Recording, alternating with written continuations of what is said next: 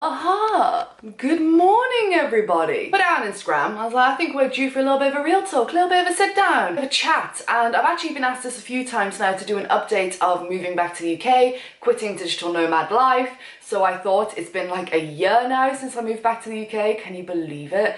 And about 7 months now that we've had this house. So let's chat. So just to fill everyone in, I was a full-time traveller for about 5 years. Started off in Australia, did the whole working holiday thing, and then became, the whole digital nomad woman who bounced around Southeast Asian countries because I wasn't earning enough to live back in Europe. And I was just travelling, creating content, building things up. I did a real talk, I think it was back in Thailand, where I said, and it was a bit of an unpopular opinion, however, the amount of people that come to me now and say, yeah, okay, I kind of agree, that the digital nomad life is just not sustainable. And I did mention it's not sustainable for me. So we'll be giving a 1 year update, and I'll also be giving you a little bit of advice if you are finding yourself doing the whole digital nomad thing. Maybe you're getting exhausted, maybe you're sick of having no friends or no stability in your life and it's affecting your mental health, but you don't know how to transition from that to go back to, say, I don't know if you're from like America, Europe, England, like wherever you're from.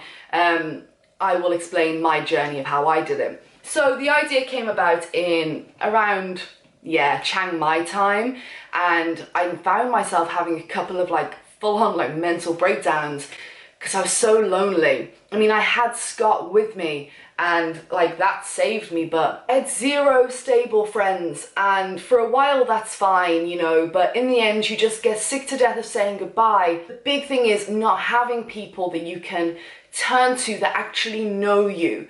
You've met people and maybe they're hanging around for a little while and they know you on a surface level, but if you have like a serious issue or you just need to talk to someone where you don't have to explain a million things, I didn't have that. So 1 year on, back in the UK, I now have stable friendship groups and it's so lovely. It is so nice. I mean, to be honest, I don't regret anything from doing the whole digital nomad thing.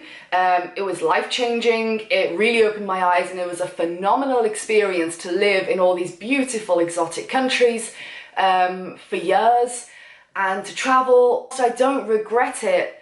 I definitely feel like that time in my life is so over now. It's so over. Maybe I'll go back to it when I'm like a pensioner. I always think like when I retire, we'll get like a little motorhome and we'll just like travel around Europe in our little motorhome and meet up with other older people. And all our travel friends will be really old, so maybe they'll do the same. We'll meet at campgrounds and like pull out the wine at 80 and show the kids how it's done. I don't know, I have crazy dreams when I'm 80. Let's hope I make it that long, because the wine and coffee probably is not helping me. So I'd say to anyone on that point, like being able to see it from the other side, coming out the other side of it, I didn't regret it. Go for it if you have the opportunity to do it, because whether you love it or hate it or however long you last out there in the wild world, a life-changing thing to do, it really is. But don't ever feel like, oh, I failed. Because there's a lot of crap that goes around online from digital nomads that have been doing it for a very long time, like that it's not hard and it's not a struggle and they're fine not having friends and they're just out here in luxury making so much money. And it's like, well, good for them if that's true. To be honest, I just don't want you to look at that and feel like if I go home or something, then I have failed. Digital nomadism isn't the pinnacle of life. If anything, it's what you do when you're absolutely broke so you can go and live in Thailand or Bali because it's cheap cost of living, and it's amazing for that. But it's not like the pinnacle of everything you need to be doing in life, and if you're not doing that, then what are you doing, I don't even feel like that. For me, it was a stepping stone, it was a phenomenal experience, and it got me to where I am. When we had the idea of wanting to, quit that life, and also Scott wanted to get a proper stable job and make a proper stable income like he always has, we decided that we would edge closer back to the UK gradually. We can afford to live in Europe, but not like Paris, Berlin or Amsterdam, like not Western Europe. So Scott had never been to Budapest, so I said, look, Budapest is super low cost of living, but it's still in Europe. Don't have to worry about visas, country hopping, just constantly moving our stuff all the time. So let's move to Hungary for a year and see how that goes. It was amazing, and whilst I've done a lot of videos on why I couldn't continue living in Budapest, It was a phenomenal year of my life and I loved it. And then we just had to make the push. Scott went home before I did. He started up with his dad's business. They're now doing super well for themselves, which is amazing. Like, he's a little entrepreneur. You just kind of have to bite the bullet. So now I'm back. That was a really long-winded like intro. I do apologize. Now I'm back. The cons are definitely, it is more expensive to live in the UK than it is to live in Chiang Mai. Let's be real. There's no comparison in the cost of living. It's just two opposite poles of the earth, you know? Whilst now I have all of these beautiful expenses like council tax and rent, I have had so many more job opportunities than I did when I was on the road. I got inundated.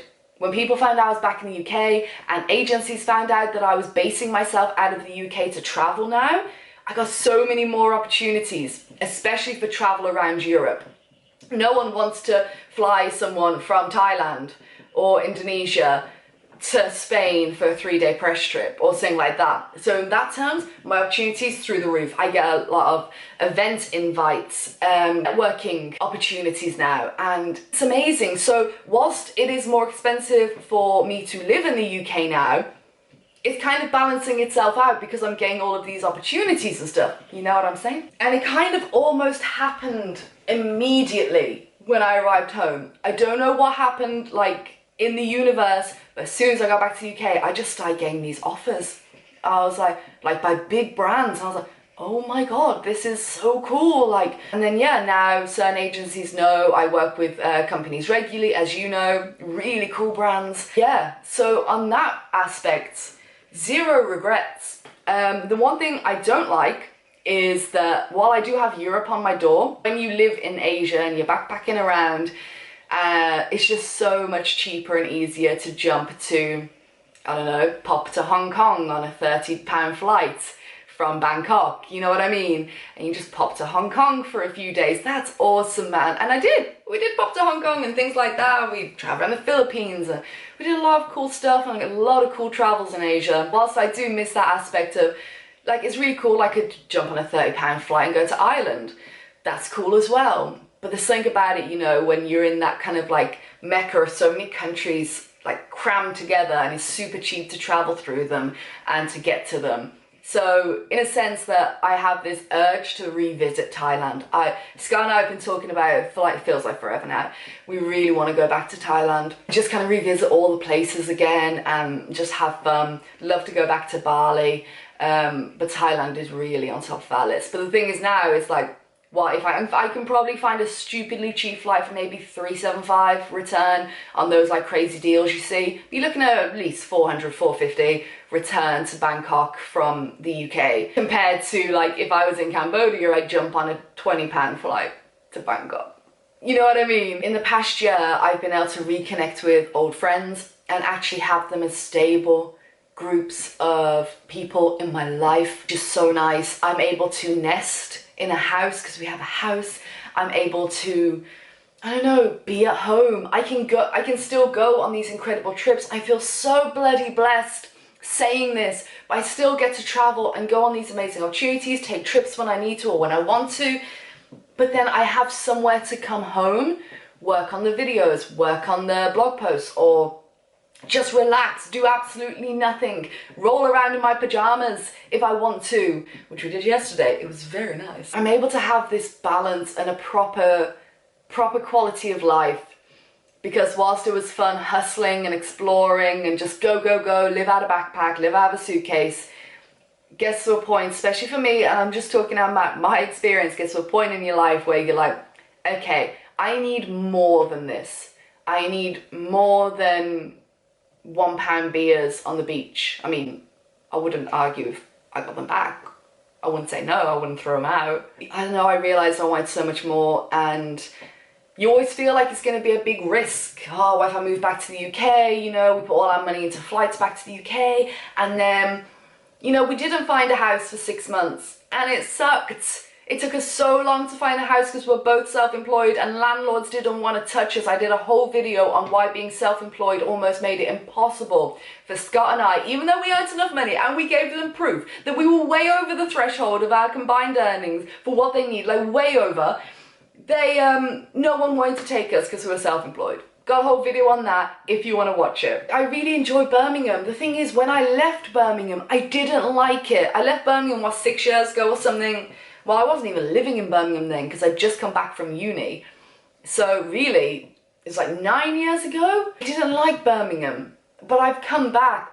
Travel subtly, without you realising, does a lot of things to you. And it got to the point where I came back and I was like, actually, I don't care what you say now, Birmingham's a cool city. We got the canals, we got Peaky Blinders, we got the bull who gets dressed up in tiaras for pride. Come on now. I like being back in Birmingham. I mean, I'll always get the travel bug to go other places, but travel made me appreciate where I come from. It really did, and there is nothing wrong with that, and I don't want you to have this weird shame thing that goes on. Why would you want to live in the UK? It's disgusting. Look, the weather is... it gets to me. Not gonna lie, don't like it. That's the thing about my job, I can just go. I can pop to Greece, jump onto TUI for a last minute package holiday and make a video on that. And I did, and it was great. I'm happy, and I have rough days. Things can still be crap. I still suffer with that. No, I don't suffer with anxiety. I cope with anxiety. I kick anxiety's ass. Sometimes it kicks mine, and it wins. Not a problem. We just get under the blanket, we get a cup of tea, we ride out the storm. My life is not perfect now. If anything, with all the amount of bills, you know, the council tax, the internet, water rates, all the fun stuff in life, I have all those stresses. The thing is, when I was a digital nomad, I didn't have the stress of money so much, of like bills coming out. You know, I always gained Airbnb credit so I could use that towards a month rent. That was really helpful. Things were really cheap so you could budget so easily. I didn't have that, but then I had all the stress and breakdowns of I don't have any friends. I'm alone in this world. I don't know where I belong. I am tired. I don't want to live out of a backpack anymore. Now I'm here, it's like, well, I've got my friend group. I don't have to live out of a backpack.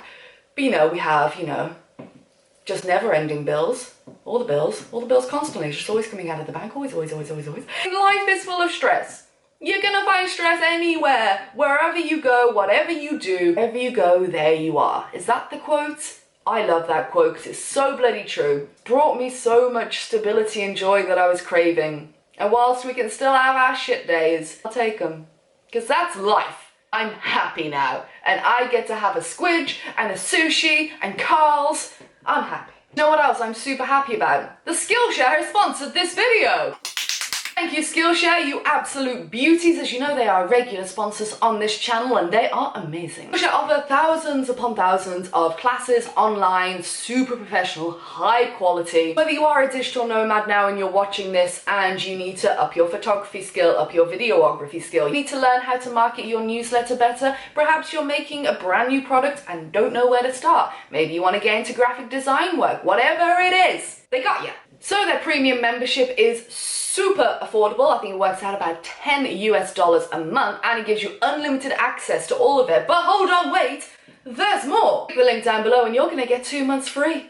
Absolutely free. So go on, learn something. I will link a few classes down below that have helped me along the way. And a massive thank you to Skillshare for sponsoring this video. You are legends. Click the link down below. 2 months of free learning, who can complain about that? So I'm gonna love and leave because my camera is overheating. I really hope you enjoyed this, but yeah, have you made the transition? Have you gone the other way? Are you considering coming back? Like, where are you in your journey? Or what are your stories? Have you taken a big risk, you know, changed your life?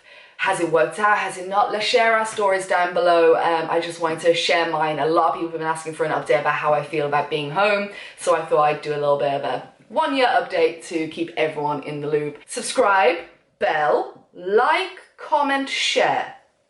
Instagram, Twitter, Facebook if you want. All right, loving, leaving, shutting up. I've done my promo. Good YouTuber. All right, bye.